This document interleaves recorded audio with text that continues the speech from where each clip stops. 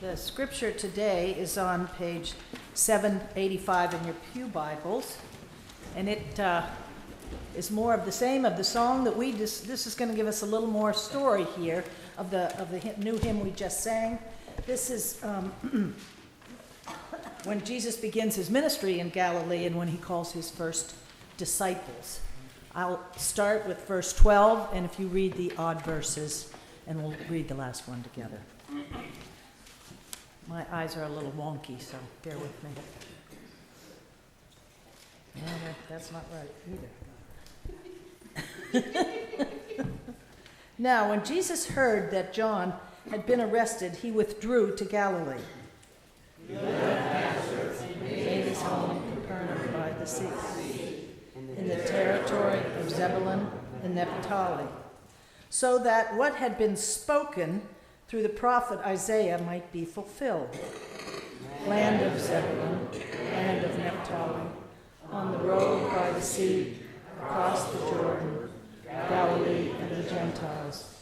The people who sat in darkness have seen a great light, and for those who sat in the region and shadow of death, light has dawned. From that time, Jesus began to proclaim, "Repent, for the kingdom of heaven has come near." And as he walked by the Sea of Galilee, he saw two brothers, Simon, who is called Peter, and Andrew, his brother, casting a net into the sea, for they were fishermen. And he said to them, "Follow me, and I will make you fish for people." Immediately they left their nets and followed him. As he went there, he saw two brothers, James, the son of Zebedee, and his brother John, in the boat with their father Zebedee, mending their nets, and he called them. Immediately they left the boat and their father, and they followed him. Jesus went throughout Galilee, teaching in their synagogues and proclaiming the good news of the kingdom, curing every disease and every sickness among the people.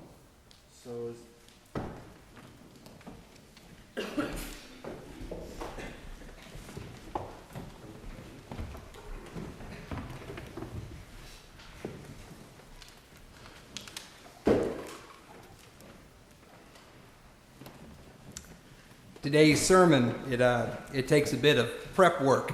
It takes some scene setting. It takes a bit of offering a tad bit of backstory. You know, as with most weeks, my sermon inspiration, it rests very heavy on the lectionary text. And as I've alluded to before, these texts are a selection of biblical writings that focus on the liturgical church year and calendar. Now, I know when I say calendar, most of you think of a square, perhaps even rectangle flip book that hangs from your refrigerator or some other place in your home that's easily accessible. But for others, it's a calendar that might be more associated with Google and smartphones. These electronic calendars with their dings and whistles abruptly reminding you that you've got just 30 minutes to be where you need to be. But this morning, I want you to think of a calendar being shaped differently. Instead of an abrasive ending square, think of it now as a constantly flowing circle. That's how most church traditions that utilize the liturgical calendar depict it. It's a circle of different colors. Purple for the season of Advent, when the church year starts, moving to white for Christmastide, a sliver of green for the start of Epiphany, or what some would call ordinary time. Then a chunk of purple for Lent, back to white for Easter, the smallest dab of red for Pentecost, and finally ending with about 30 odd weeks of ordinary time green. This circle is made up, as you might surmise, of a lot of ordinary green. But the term ordinary is not meant to imply routine or standard or habitual. Instead, ordinary is a term used to convey ordinal, meaning numbers or counting.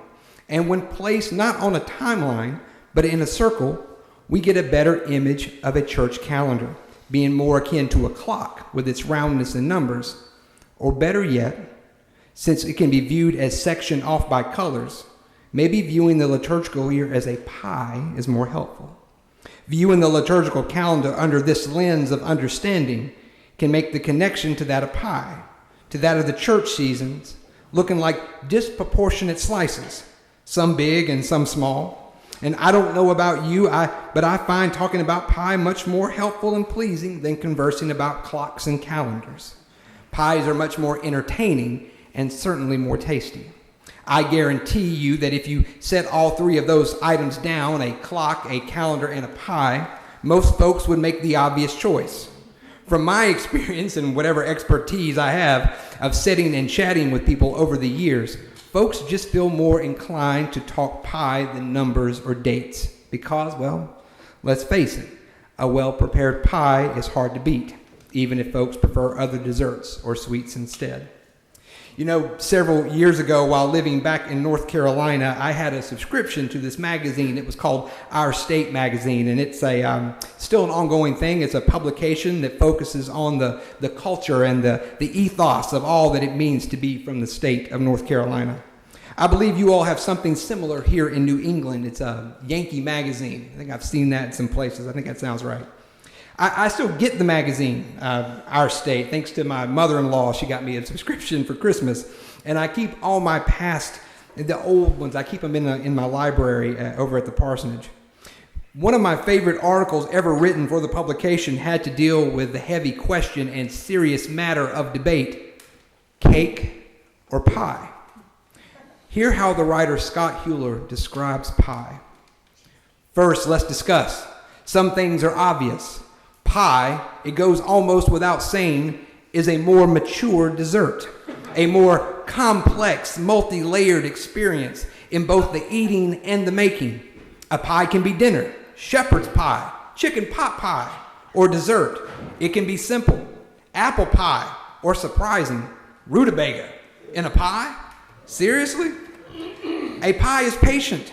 After you've spent hours on the crust, you still have to prepare and cook down the filling. Often you have to pre-cook the crust, and like a city, a pie requires planning and even zoning. You organize your counters into crust area, filling area, rolling, assembly, and then you cook it long and slow. When finished, a pie is a subtle collection of crust and filling and filled with delicious blends of ingredients, stewing together in an aromatic whole. Pie has a complexity going for it. It has depth. There is, after all, no pie mix. With pie, you close your eyes and you make that tasting face and then some kind of comment. And a warm pie for dinner can turn a chilly winter day into a Hallmark commercial for home, with steaming windows and meaty aromas greeting you when the door swings open. A cherry pie for dessert has a kind of melting comfort that so perfectly accompanies a cup of coffee you would think they were invented by the same person on the same day. Y'all hungry yet?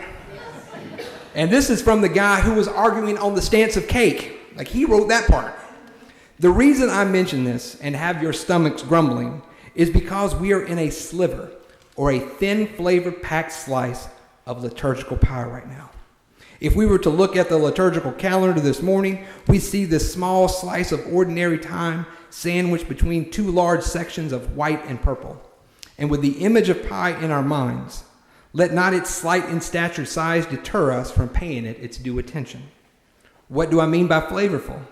In the weeks following Christmas, we see the ministry of Jesus take off, and the adventure of his new kingdom of heaven begins. It is during this time that Jesus calls others not to only come and see, like we heard last week, but the invitation is extended from just seeing to participating when Jesus utters those risky words of, "Follow me." We see this chronicled in our text this morning. This is the time where Peter and his brother Andrew are called to come along for the ride of their lives. These were just some of those who immediately left all that they had known to follow this person, Jesus. The biblical narrative doesn't tell us they checked with their families or waited until the end of the day when their work was finished, just that they dropped what they were doing and started to follow him.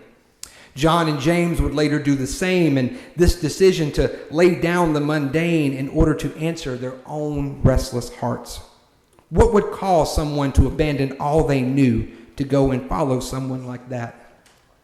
It's when something awakens within you that you always known was there? I believe that is the answer. It's the call of God. The invitation to come and see and then to follow is something laced into the DNA of our being. It's intrinsic memory triggered, then when heard and understood. It's a two-sided imprint linking us to our Creator and our Creator to us. When they, Peter, Andrew, James, and John, were exposed to that connection, what else could they do but abide? This call language and this turning to follow God is something very old, and it's language that would have been familiar to the readers of that day. Those who knew the stories of the prophets would have known the impact and immediacy of God's call on those like Isaiah and Ezekiel and Jeremiah and others. It should resonate with us today as well as we come to the table and expect this liturgical piece of pie. We look to our own calls and restless heart moments. Some of us might share the bigger-than-life conversion stories where Jesus called us, maybe sounding like Moses and the burning bush or Paul on the Damascus Road. Those kinds of stories are big slice stories, much like the ones we see on the opposite sides of where we are now in the church calendar. Advent and Christmas are in our rearview mirrors, and Lent and Easter are just a stone's throw away.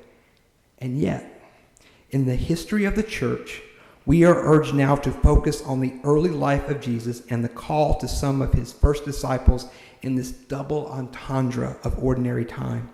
Sure, we established that it means numbers, but it is also depicted as ordinary in the regards of where it falls between two large observances.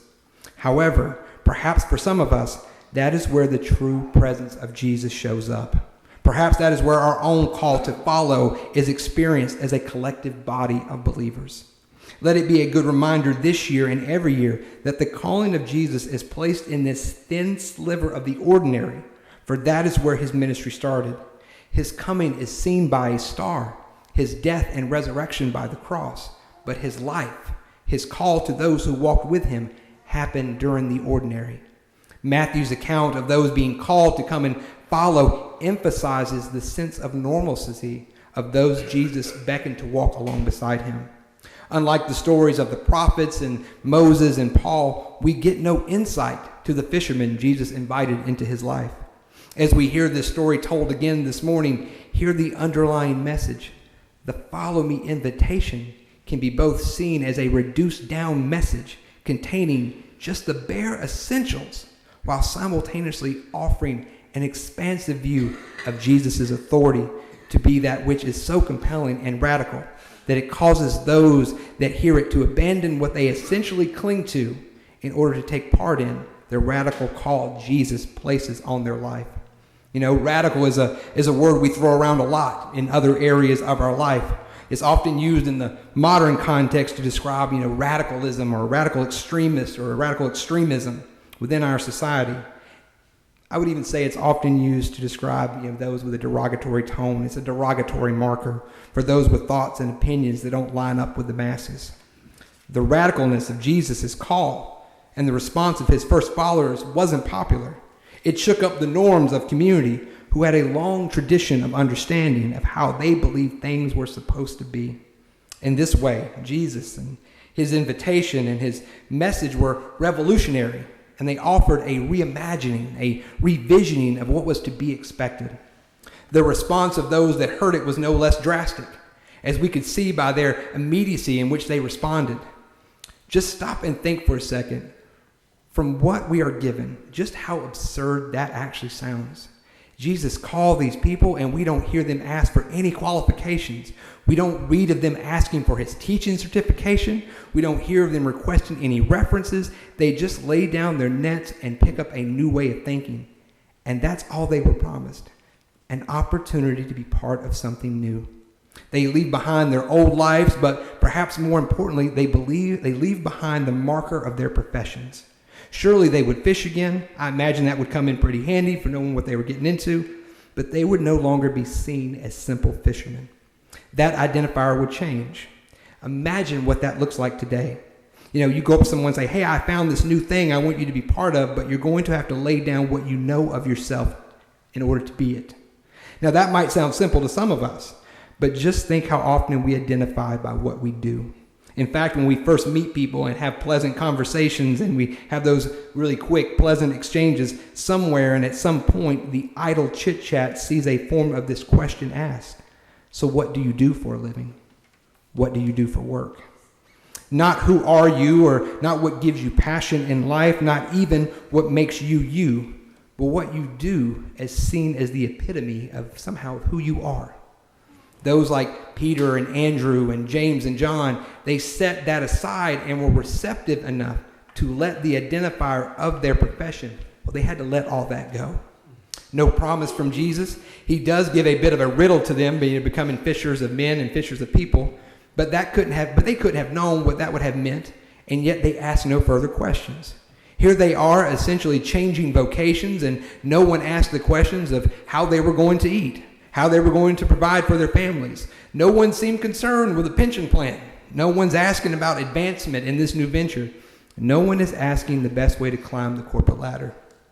They just respond in the most radical way possible, because they are called in the most radical way possible. Jesus, likewise, doesn't come seeking qualifications. He didn't seek out those with impressive resumes and who show promise at being effective converters. He wasn't looking at their rabbinical transcripts. Jesus made flesh, or Jesus, the God made flesh, had just one qualifier: the willingness to come and hear and be part of something and be moved to respond to it. To be willing to follow and learn what it means to be in relationship with each other and God himself in the incarnate Christ. When I read this account this week, I found myself thinking of how quick this seemed to have happened. These persons heard and they responded so quickly. And I, and maybe even some of you, might be inclined to think, where was the practice of discernment in their decision? I often ask people to give me a bit of time to process something, and especially something they just kind of told me. And reading this story, I'm beginning to learn, or perhaps be reminded, that while discernment and processing is valuable, Matthew's gospel and telling of the Jesus story ask us at times to just respond before we have all the answers we need. Or maybe it's the reminder that for such instances, we do have enough info right there in the moment to answer the questions we are given. In his famous work, Confessions, the early church father Augustine, depends on how you pronounce it, of Hippo, writes that our hearts are restless until they rest in thee. What I think old Augie here was getting at was something I imagine those guys casting nets near the Sea of Galilee knew when they heard Jesus call to them. They heard a connecting voice that was woven into their being, and that voice is different from the voices that we hear daily, different from the voices that we have to discern. Those voices telling you that you need that new item in your house. Maybe it's that new sofa to make you happy. It's those voices that tell you that once you get that kind of job, that's where you'll find fulfillment. It's the voice you have to listen to that says, if your wallet just had a few more credit cards in it, if it just had a few more 20s or some more cash in it, you'd be complete as a person. It's those voices that if you had a certain article of clothing made by a certain designer, that you would feel good about yourself. It's those voices that tell us that, if your political party is in office or gets in office, everything is going to be okay after that. It's those voices that come to us and tell us that if we just looked a certain way, maybe we dropped those extra pounds, that maybe our troubles would be lifted. Maybe we could look in the mirror and not have shame. Those voices, those are the ones we need to discern and sort through. They weigh down our hearts and bring us nothing but restlessness. Maybe those were the kind of voices Peter and the gang were used to.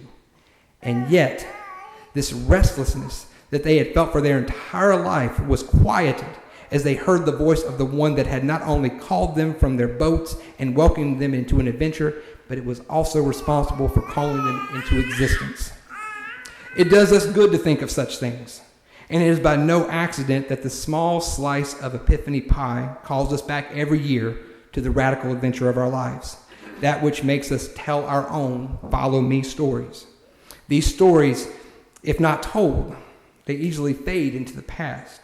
So instead, we, whether it be through the liturgical calendar or other practices, we must not forget the moments that we answer the call and our lives were altered. Others have recognized the importance of this over time, and one such person was Dietrich Bonhoeffer, Lutheran pastor, perhaps best known for his defiant stance of opposing Nazism during World War II in his native Germany. Bonhoeffer was imprisoned for his outspokenness and because of such was murdered, and he was hung by Hitler's henchmen in 1945, just weeks before the war was to come to an end. While Bonhoeffer offered many works and books on his very short life, he died when he was 39. Some of his most moving words can be found in his letters written from prison. In late January 1944, he wrote these words to a friend while experiencing Allied bombs being dropped close to the camp that he was held in. Bonhoeffer says, something that repeatedly puzzles me, as well as other people, is how quickly we forget about our impressions of a night bombing. Even a few minutes after all is clear, almost everything that we had just been thinking seems to just vanish into thin air. When Luther, a flash of lightning was enough to change the course of his entire life, where is that kind of memory today? Is not the loss of this moral memory responsible for the ruin of all obligations of love and marriage and friendship and loyalty? Nothing sticks fast. Nothing holds firm. Everything is here today and gone tomorrow. But the good things of life, truth, justice, and beauty, all great accomplishments, need time, constancy, and memory, or they will degenerate. Time and consistency and memory, those sound like good ingredients for making a pie. Let us then this morning, as we prepare ourselves for the good food from our neighbors that fill our hearts as much as our stomachs, to think of our Follow Me stories. Let the liturgical calendar and the call to reflect on Jesus' life and his calling of others in this Epiphany season stoke in us the need for truth, justice, and beauty. We need to talk about these things, or we run the danger of forgetting them. Amen.